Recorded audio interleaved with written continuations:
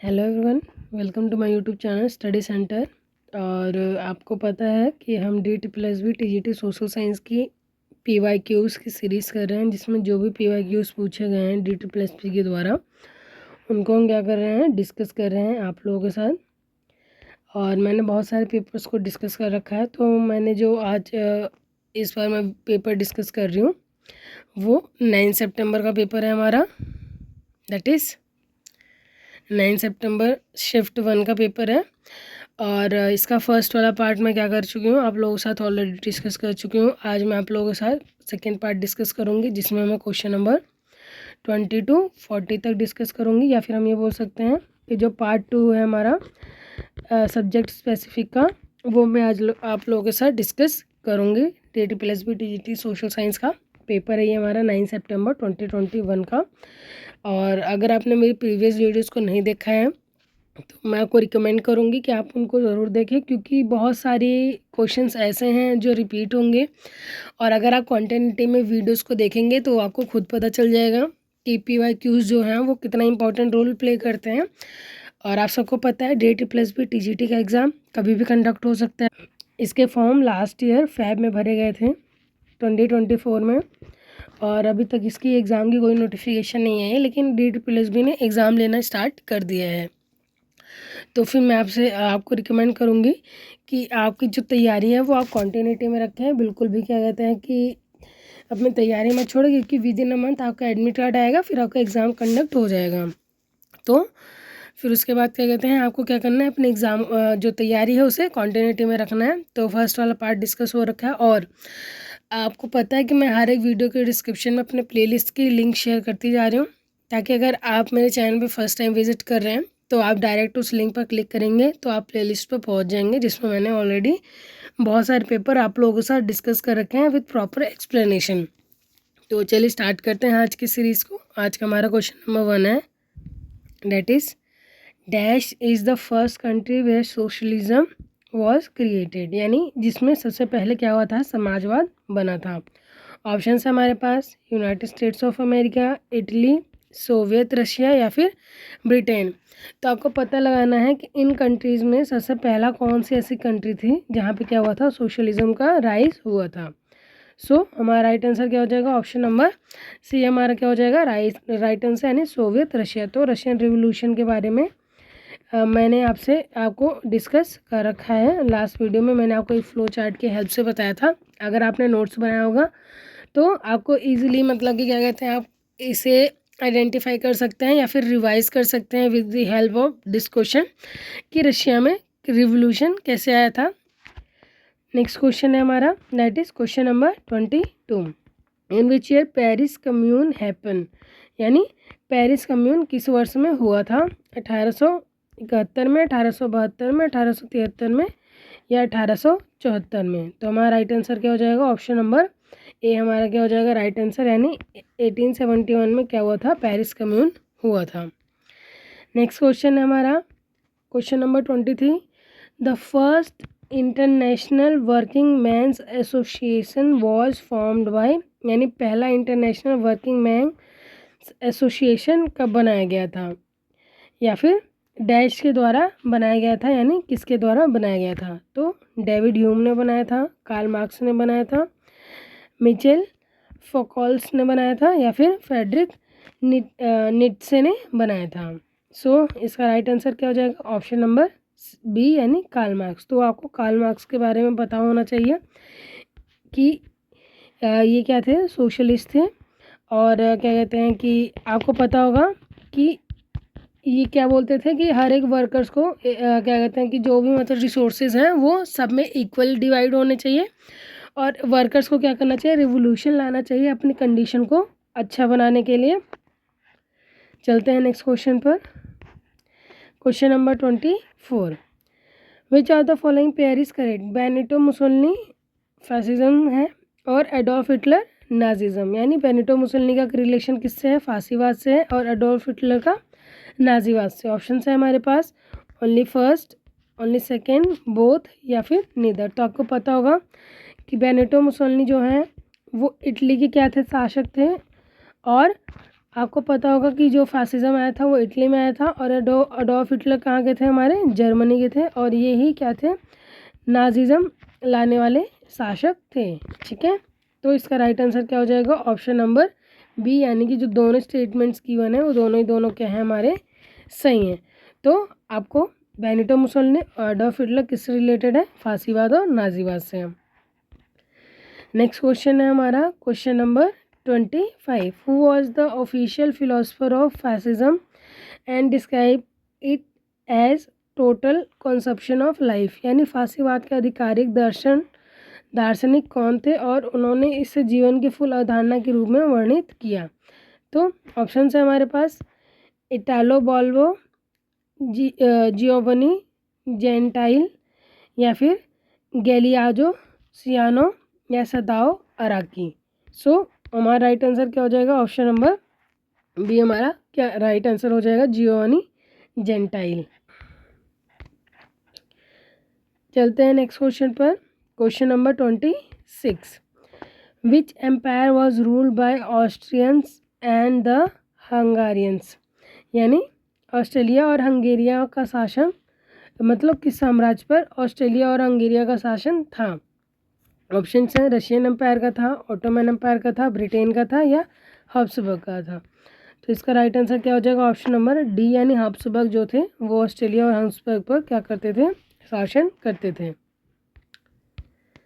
Next question है हमारा question number 27।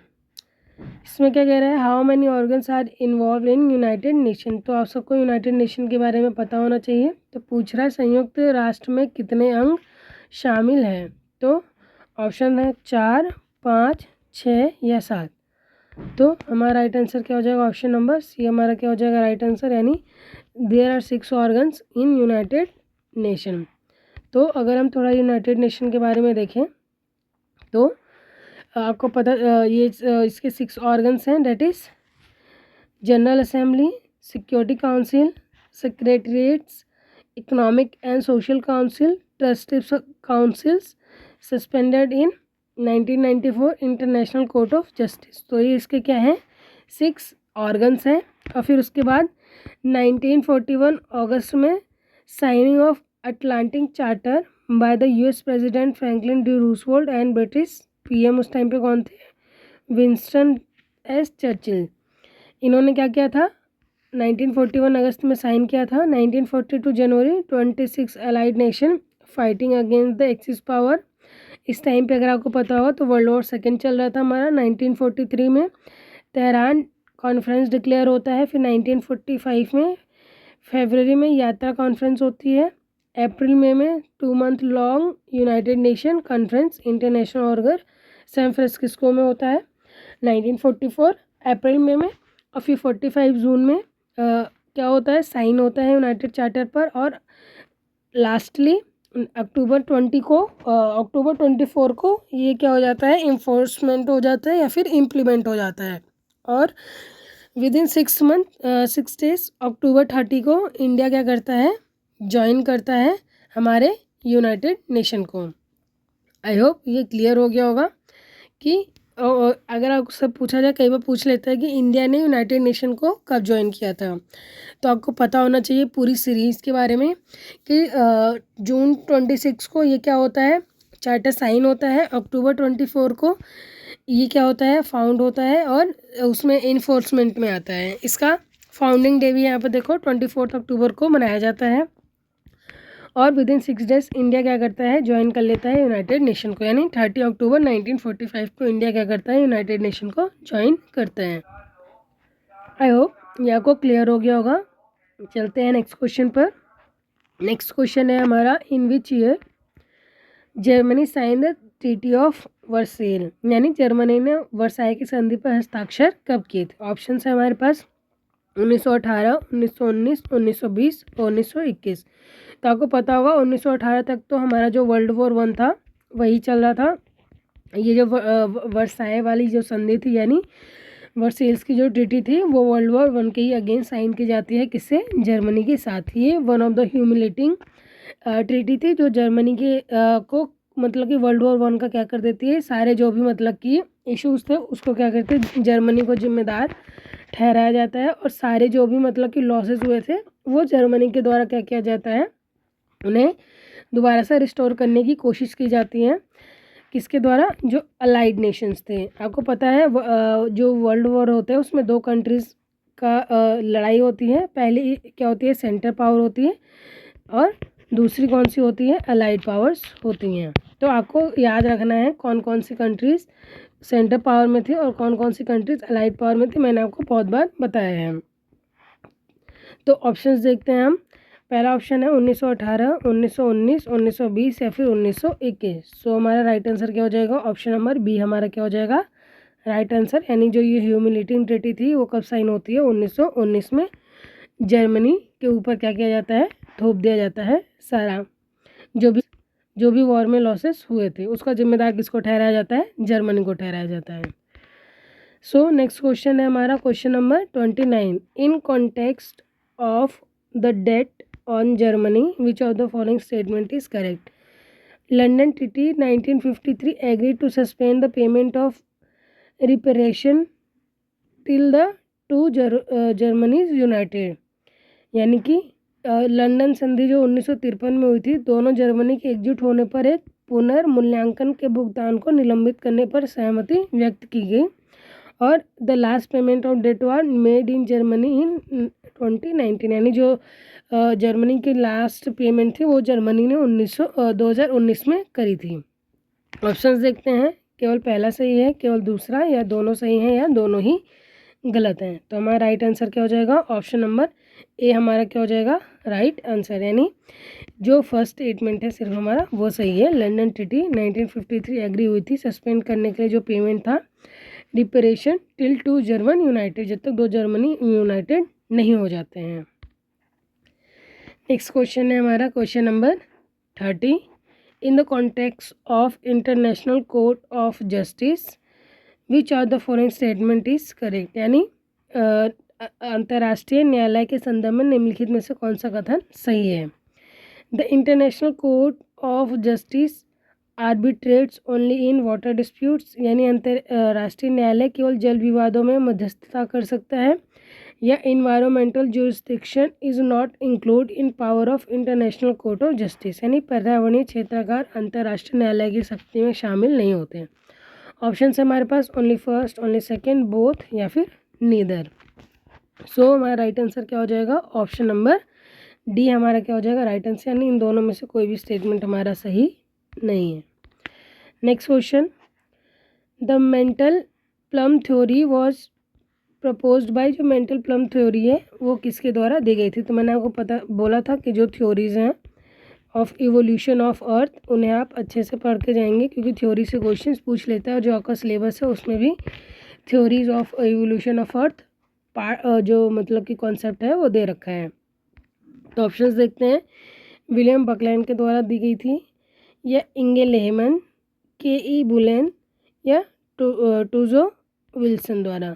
सो हमारा राइट आंसर क्या हो जाएगा, option number D.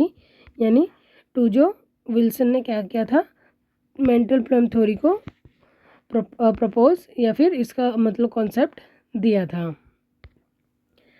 Next question है हमारा, which are the following is terrestrial planet. यानी निम्नलिखित में से कौन सा स्थलीय ग्रह है, नेपच्यून, वीनस, जुपिटर, या फिर सैटर्न।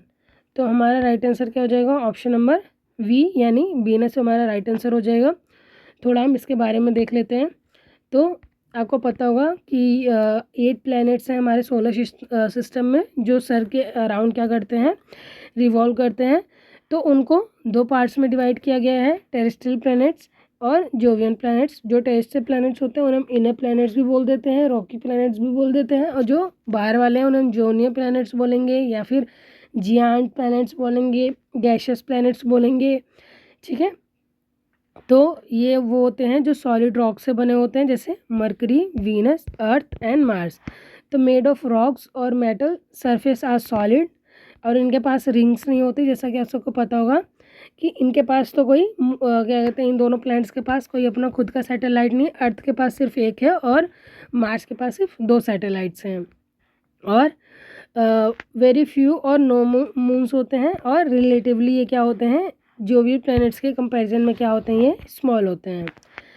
और आपको पता होगा कि जो जुपिटर और सैटर्न है उन्हें हम गैसेस प्लैनेट्स बोलते हैं, बाकी यूरेनस और नेपच्यून को हम क्या बोल देते हैं, आइस जायंट्स बोल देते हैं। तो gas giants made of helium and hydrogen, तो ये हीलियम और हाइड्रोजन से बने हुए हैं। और नेक्स्ट क्या है, जो वो कंटेन रॉक्स हैं आइस से, और नो सॉलिड सरफेस, इनके पास कोई भी सॉलिड सरफेस नहीं होता है जो आउटर प्लैनेट्स होते हैं। सपोर्टिंग रिंग सिस्टम, और इनके सबके पास बहुत सारे मून्स हैं जो एक रिंग का फॉर्मेशन करते हैं। मल्टीपल मून्स होते हैं और इनका साइज़ ही इन प्लैनेट्स के कंपैरिजन में बहुत ही बड़ा होता है। तो आई होप ये क्लियर हो गया होगा आपको ईजिली। तो हमारा राइट आंसर क्या हो जाएगा, टेरेस्ट्रियल प्लैनेट में mercury, Venus, earth and Mars. तो हमारा जो क्वेश्चन था उसमें क्या पूछा गया था, क्या ऑप्शंस थे हमारे। तो अगर हम एक बार ऑप्शंस को देखें अपने, तो ऑप्शंस थे हमारे पास, डेट इज़ नेपच्यून, ये क्या कहते हैं, टेरेस्ट्रियल प्लैनेट नहीं है, ये आउटर प्लैनेट्स का पार्ट है। जुपिटर एंड सैटर्न ये क्या है, आउटर प्लैनेट्स यानी जोवियन प्लैनेट्स के पार्ट हैं। तो वीनस क्या हो जाएगा, Venus, Mars, mercury and earth, ये सब के हमारे टेरेस्ट्रियल प्लैनेट्स के एग्जाम्पल हैं। चलते हैं नेक्स्ट क्वेश्चन पर, that is question number 33। Which of the following seismic waves travel with fastest speed, यानी कौन सा भूकंपित तरंगें ठोस पदार्थों के मध्यम तेज दौड़ती हैं। तो यहाँ पर सॉलिड मेटल्स के रिगार्डिंग क्वेश्चन पूछा गया है, प्राइमरी वेव्स या सेकेंडरी वेव्स। तो पहले इसको एक बार देख लेते हैं प्राइमरी वेव्स और सेकेंडरी वेव्स के बारे में, देन हम इस क्वेश्चन पर आएंगे। तो 2 टाइप्स के वेव्स होते हैं, पहला होता है हमारा बॉडी वेव्स, दूसरा क्या होता है, सरफेस वेव्स। सो यहाँ पर क्या है, ये दोनों क्या हैं, बॉडी वेव्स से एग्जाम्पल हैं। तो एस वेव्स, इनका क्या सोर्सेज ऑफ सिस्मिक वेव्स, ये क्या करती हैं, सिर्फ सॉलिड में ट्रेवल करती हैं, लिक्विड में ट्रेवल नहीं करती हैं। और जो प्राइमरी वेव्स होता है हमारा, वो सॉलिड, लिक्विड, गैस तीनों में ट्रेवल करता है, और ये फास्टेस्ट क्या कहते हैं होता है, जो सबसे जल्दी क्या कहते हैं कि फाउंड किया जाता है। तो आपको पता चल गया होगा कि सॉलिड में कौन ट्रेवल कर रहा है, सिर्फ सेकेंडरी वेव्स। तो हमारा राइट आंसर क्या हो जाएगा, ऑप्शन नंबर ए हमारा क्या हो जाएगा राइट आंसर, यानी सिर्फ प्राइमरी वेव्स हैं जो ट्रेवल करती हैं फास्टेस्ट स्पीड में। ओके, तो चलते हैं नेक्स्ट क्वेश्चन पर, दैट इज क्वेश्चन नंबर हमारा क्या है 34। क्वेश्चन नंबर 34 क्या कह रहा है, इन geology those folds in which angle between 2 limbs of fold is acute angle is called, यानी भूविज्ञान में सिलवटें जिनमें एक गुणांक के 2 गुने अंगों के बीच का कोण एक तीव्र कोण होता है, वो डैश कहलाता है। ऑप्शन से open fold, fan fold, close fold या फिर प्लंज फोल्ड। सो हमारा राइट आंसर क्या हो जाएगा, ऑप्शन नंबर सी हमारा क्या हो जाएगा राइट आंसर, यानी कि क्लोज फोल्ड्स कहलाते हैं वो। चलते हैं नेक्स्ट क्वेश्चन पर, क्वेश्चन नंबर 35। क्वेश्चन नंबर 35 क्या कह रहा है, which of the following statement is correct regarding karst topography.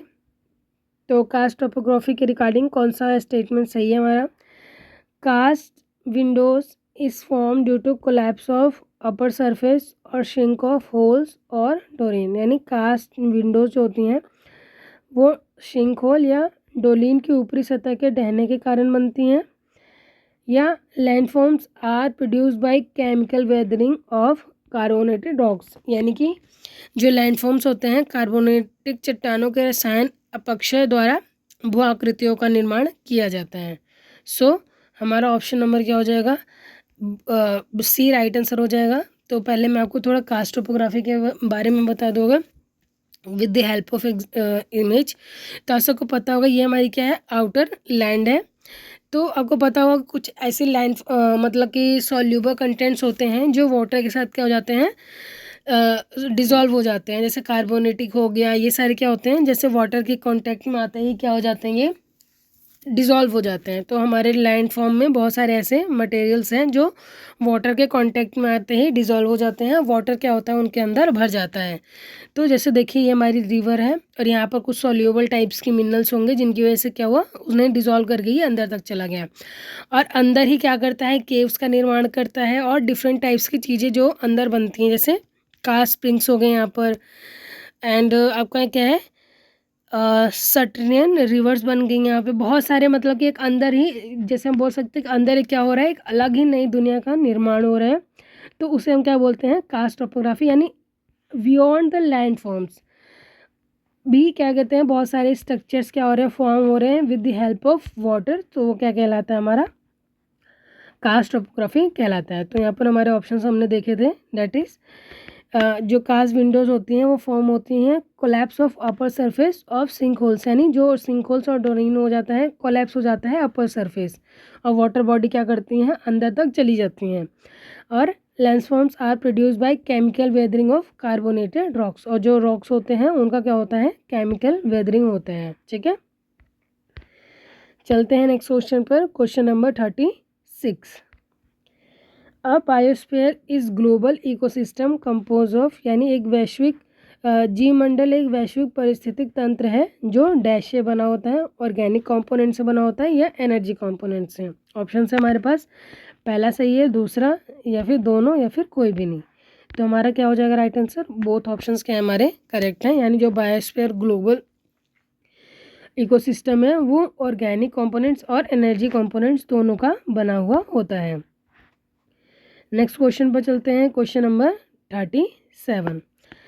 The temperature zone called temperate zone and x tends between dash in both the hemisphere, यानी शीतोष्ण कटिबंधीय नामक तापमान क्षेत्र दोनों गोलार्धों में डैश के बीच फैला होता है। ऑप्शन है हमारे पास 66.5 degree latitude and the poles, 23.5 degree and 66.5 degree latitudes में फैला होता है, या 0 डिग्री से लेकर 23.5 डिग्री लैटिट्यूड तक फैला होता है, या 0 डिग्री एंड 66.5 डिग्री लैटिट्यूड तक फैला होता है। सो राइट ऑप्शन क्या है हमारा, 23 डिग्री एंड 66.5 डिग्री लैटिट्यूड तक हमारे टेम्परेट जोन से होते हैं वो फैले होते हैं। तो आपको पता होगा कि हमारा जो अर्थ है, अगर हम उसे देखें तो उसे हम 3 पार्ट्स में डिवाइड करते हैं, टेम्परेट जोन, ट्रॉपिकल जोन और फ्रीजिड जोन्स में। तो जो 23 एंड 5 डिग्री से 66.5 डिग्री वाला पार्ट होता है वो किस में आता है हमारा, डेट इज़ टेम्परेट जोन में आता है। जैसे हमारा अर्थ है ये, तो अगर हम इसको देखें तो जैसे ये हमारा क्या है 0 डिग्री इक्वेटर, ये 23 डिग्री एंड हाफ, ये 66 एंड हाफ, एंड ये क्या होता है हमारा पोल्स होते हैं जो 90 डिग्री होते हैं। ऐसे हमारे नदर्न हेमिस्फीयर में भी होता है। तो ये जो 23 डिग्री तक फैला होता है ये क्या होता है हमारा ट्रॉपिकल जोन होता है, और जो ये 23 से 66.5 वाला होता है ये टेम्परेट जोन होता है, और बाकी इसके जो बियॉन्ड्स होते हैं हमारे पोल्स वाले वो क्या कहलाते हैं, फ्रीजिड जोन कहलाते हैं। ठीक है, now let's move to the next question. Question क्या कह रहा है, the term muggy is climograph represent which of the following climatic condition, यानी मगी जो है वो कौन सी कंडीशन को रिप्रेजेंट करता है, हॉट एंड ह्यूमिड क्लाइमेट्स को या फिर कोल्ड एंड ड्राई क्लाइमेट्स को। और हमारा राइट आंसर क्या हो जाएगा, ऑप्शन नंबर ए, यानी जो मगी क्लाइमेट्स होते हैं वो हॉट एंड ह्यूमिड क्लाइमेट्स को रिप्रेजेंट करते हैं या फिर इनका क्या करते हैं, प्रतिनिधित्व करते हैं। चलते हैं नेक्स्ट क्वेश्चन पर, question number 39। Which of the following is a type of middle cloud, तो इनमें से कौन सा मध्य बादल का एक प्रकार है। तो सबसे पहले मैं आपको इसके बारे में बता देती हूँ। तो ये होती हैं फॉर्मेशन ऑफ क्लाउड्स, तो लो, मिडल और हाई, इन टाइप्स में क्लाउड्स को क्या किया जाता है, डिस्टिंग्विश किया जाता है या फिर क्लासीफाई किया जाता है। तो जो लो में आते हैं आपके स्टेटस आते हैं, स्ट्रेटोक्लम्बस आते हैं, क्यूम्बस आते हैं और न्यूबो स्टेटस आते हैं। तो आपको पता होगा न्यूमस और क्यूमुलोनिम्बस मिलके क्या करते हैं, रेन मेकिंग क्लाउड्स होते हैं जो यहाँ पे बहुत ज़्यादा बारिश करते हैं। मिडल में आते हैं हमारे ऑल्टो स्टेटस और ऑल्टो क्यूमुलस, यानी अगर यहाँ पर क्या लगा है, स्टेटा लगा हुआ है तो वो क्या है हमारे मिडिल का पार्ट है, और अगर वहाँ पे ऑल्टो लगा हुआ है तो ये मिडिल का पार्ट है, और सीरस अगर लगा हुआ है तो ये क्या हो जाता है हमारे हाई क्लाउड्स के पार्ट्स हो जाते हैं। तो ये क्वेश्चन में यहाँ पे जो मिडिल वाला पूछा है, तो यहाँ पर क्या हुआ था कि जो तीनों थे उनमें से कोई, मतलब 4 ऑप्शन में से कोई भी मिडिल वाला उन्होंने ऑप्शन में नहीं दिया था, तो इस ऑप्शन पे सभी को मार्क्स मिल गए थे। तो आई होप आपको क्लियर हो गया होगा कि अगर ये ऑप्शंस में आते हैं तो आपके क्या हो जाते हैं, मिडल क्लाउड्स का पार्ट हो जाते हैं। Now let's move to the next question, question number 40, जो कि क्या है आज का हमारा लास्ट क्वेश्चन है। Which of the following grassland is found in New Zealand, यानी निम्नलिखित में से कौन सा घास का मैदान न्यूजीलैंड में पाया जाता है, पैम्पस, वेल्ड, डाउन्स या फिर कैंटरबरी। तो इसका राइट आंसर क्या हो जाएगा, option number. So these are some grasslands. तो अगर आपने देखा तो ये न्यूजीलैंड में कौन सा ग्रासलैंड है, कैंटरबरी ग्रासलैंड है। आप चाहें तो इनका नोट्स भी बना सकते हैं। तो ऑप्शन क्या था हमारे पास, कैंटरबरी क्या हो जाएगा, जो न्यूजीलैंड में है। तो आई होप ये सेशन आपको पसंद आया होगा। आज के 20 क्वेश्चन हमने डिस्कस कर लिए हैं। अगर आपको कुछ भी डाउट्स होता है या कुछ भी क्वेरी है तो आप कमेंट बॉक्स में ज़रूर मेंशन करेंगे, सो दैट मैं आपको क्या कर सकूं, उसका सॉल्यूशन प्रोवाइड कर सकूं। और वीडियो को लाइक और चैनल को सब्सक्राइब करना ना भूलें, और अपने फ्रेंड्स के साथ ज़रूर शेयर करें जो DT+B TGT सोशल साइंस के लिए प्रिपेयर कर रहे हैं, ताकि उनको भी हेल्प हो सके, उनको भी PYQs के क्वेश्चंस पता चल सकें। तो मिलते हैं नेक्स्ट वीडियो में नेक्स्ट 20 क्वेश्चंस के साथ।